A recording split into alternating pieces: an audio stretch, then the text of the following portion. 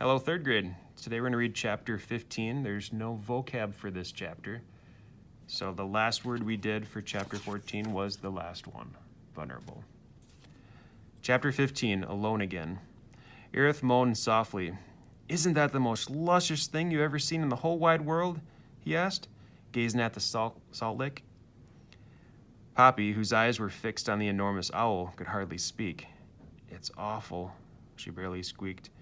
Ereth turned to her. "What are you saying?" he demanded. "Look," cried Poppy, trembling as she pointed to the owl in the barn. Ereth turned, looked. "Never noticed that before," he grunted. In wonder, Poppy murmured, "Mr. Wilcox is only half that size." Ereth shrugged. They went back to gazing at the salt. "Well, girl," he said, "have you figured out how you're going to get that salt for me?" Poppy, still in a state of shock, managed only to shake her head. Ereth took one last, loving look at the salt and turned. "You know where to find me. Don't let me down." With that, he began to waddle away. "Ereth," Poppy cried, her tearful trance broken. "Wait!" The porcupine peered around peevishly. "What now?" he grumbled. "Why aren't you aren't just leaving me here, are you?" "What else am I supposed to do?" "Help me?" Poppy said in a small voice. "Poppy, we made a deal. I'll get you here. You'll get me the salt. I've done my part. Now you do yours." "But..." "No buts." Ereth snapped, lashing his tail in irritation. Poppy backed away. "I'm going home now, but I'll be waiting." With a final glare, he said, "Keep your promise, furball," and marched off. Poppy started to run after him, but tripped on something and fell flat. When she got up, Ereth had disappeared among the corn. An unhappy Poppy dusted herself off. It was then that she noticed that what had tripped her. It was one of Ereth's tail quills. When he'd flounced his tail, it had fallen out. Poppy picked the quill up gingerly. She had never really looked at one closely before.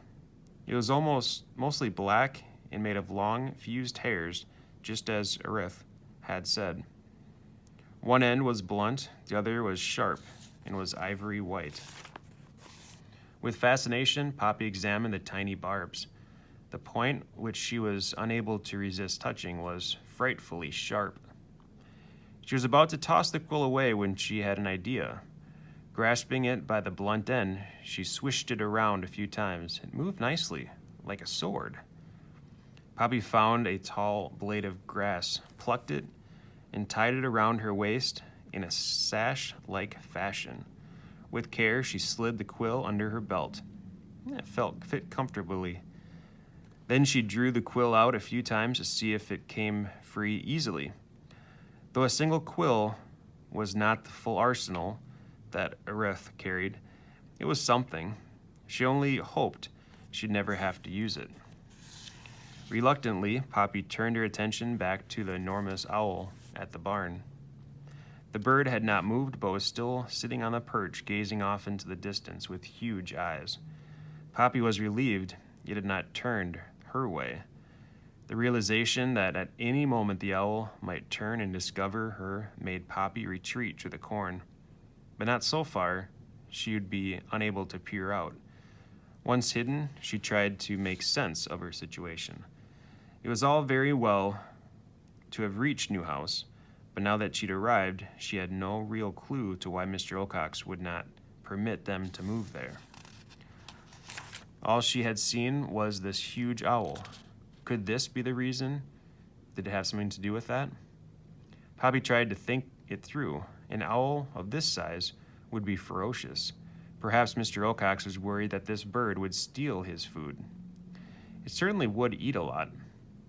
The truth was, and Poppy forced herself to acknowledge it, this huge owl made moving here impossible. Mr. Wilcox was bad enough. This owl looked twice as bad. Then Poppy had a new thought. Was Mr. Wilcox really trying to protect her family?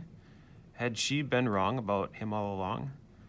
But then perhaps this owl was not really living here at Newhouse. Simply because she was seeing it now proves nothing. It could be passing through, perhaps just spending the night. The sun was up now. Poppy decided she had best settle in and wait to see what, if anything, happened.